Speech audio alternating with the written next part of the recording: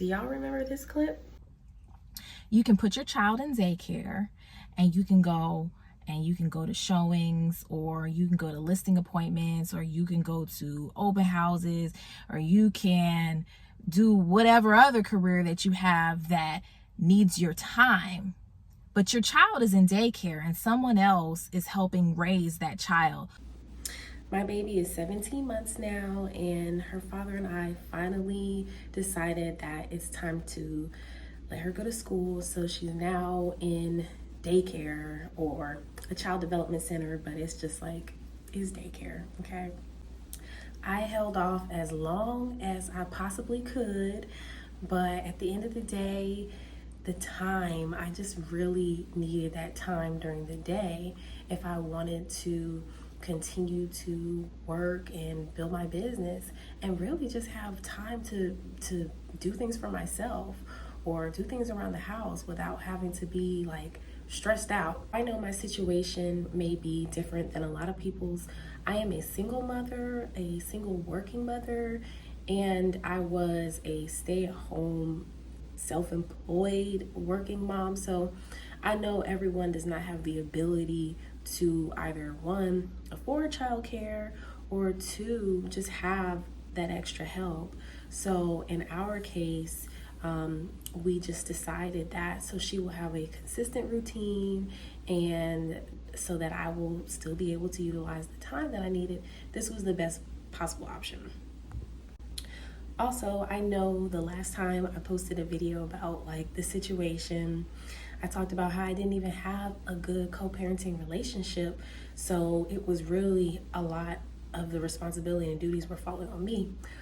And I feel like even when women are married, a lot of the times they're like single moms, but in a marriage. So a lot of women can relate to my situation, even if you are married. But I can say that today our co-parenting relationship has grown tremendously. We have not had an argument still to this day. And I attribute a lot of that to my own personal self-development and growth, and just being able to move forward in life without holding this grudge.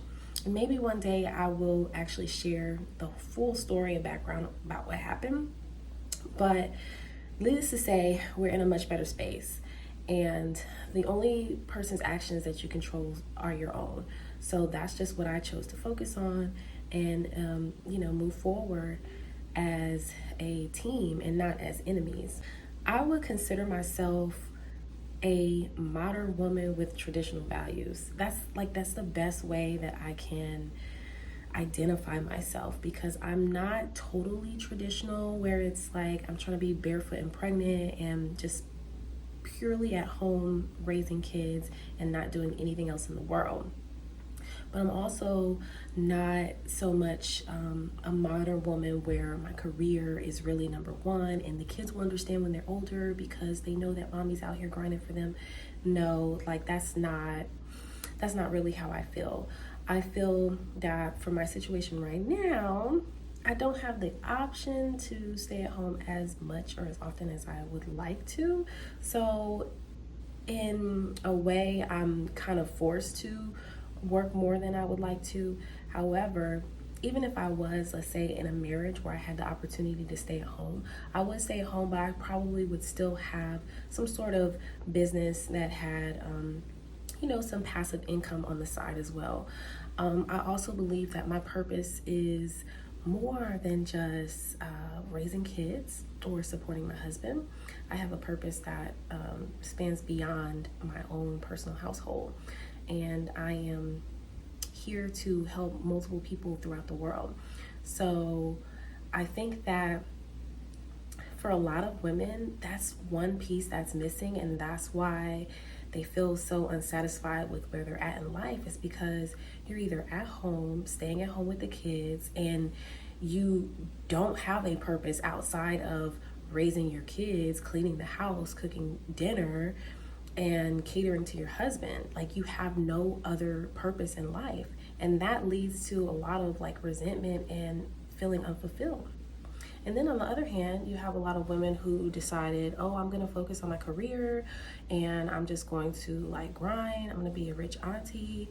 And then they're unhappy as well because they also have no purpose outside of themselves. Like, it's not, what good is it to gain the world and have no one to share it with? So both extremes are like, there's no good in it.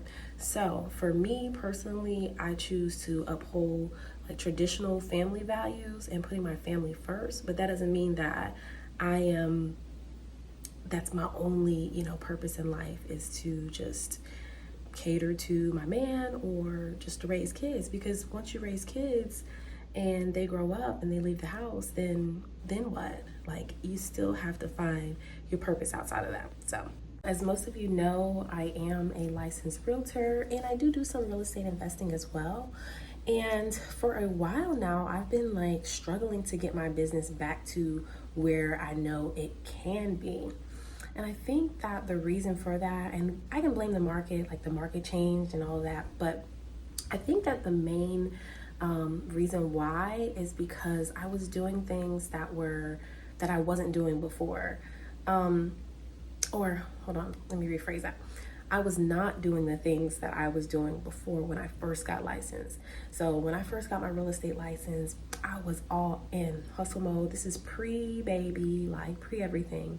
It was really all about me. But the reason why I loved this business or just being in real estate in general is because I like to educate people and I like to help people win. So I was like posting all types of educational information, down payment assistance programs, like credit tips, all of that. And it really helped my business grow and it helped people refer me to other people. However, as time went on, I just started to change my business, change my marketing a lot, and appeal more to a different audience. And, I'm not going to say it kind of like shot me in the foot because I still had business, but at the same time, like the volume definitely changed. Now, keep in mind, I had a baby, I took some time off, so I wasn't expecting like the same amount of business, but when I say it dropped, like it dropped. So now I'm kind of getting back to that root, like what I really loved about real estate when I first got my license, which was really educating people and investing and then seeing these beautiful homes. Like, those are the things that really attracted me to this business. I don't ever want to feel like this is just another job for me, because it's not. Like, I chose this as my career path. Now, do I want to be necessarily showing homes to just new people in the next 10 years? Absolutely not. I probably am going to shift my focus more towards just solely investing and then only doing referral based retail business like friends and family and things like that. But until I get to that point, I'm going to just use my platform to continue to educate people and get back to really showing people why it's such a great wealth building mechanism. So that's kind of the next step career path wise. So we're going to keep building on that. Well, the last update I want to give is kind of just my new approach to life. So I want to be above average, and I'm not here to talk about like what's average at best, but I just want to be an above average woman in as many areas of my life as I can. So with that being said, one thing I realized is that if I want to be above average, I have to start doing above average things. And I just feel like there's some like real changes that I need to make in my life. And that means cutting out some things that are holding me back. Like, for example, I am like an everyday drinker. Now, I'm not an everyday like we going shot for shot drinker, but I'm like a person who comes home from work and I will like get a glass of wine or two like every day. And I don't know, I just feel like health wise, like I'm getting older and I could see that it affects me differently than it did when I was in my early 20s, right? just taking better care of my skin, taking better care of my hair, and working out and exercising, things like that. Like when you see people who are like very successful or high achievers, and you look at like their lifestyles, it does not include, going out partying all the time. It doesn't include, just being on social media and just wasting time. So I just feel like these small changes that I make in my life are going to have a big impact later on down the line. Like I'm trying to live as long as possible, and I'm trying to look as good as long as possible. So I know that like it doesn't happen for everybody, right? But it only happens for people who make that commitment, who say, you know what, this is the type of life that I want. And that's what they do. But you can't continue to do the same things and then say that's the type of life that you want, and I think it's just gonna like magically happen. I'm a realistic person. I'm not trying to like bet on the lottery. Like I'm not about to make it, just this social media thing is not even something that I'm trying to like be famous off of or something like that. I'm a very realistic person, and I have realistic goals, and I know that I can achieve them if I start to make those changes.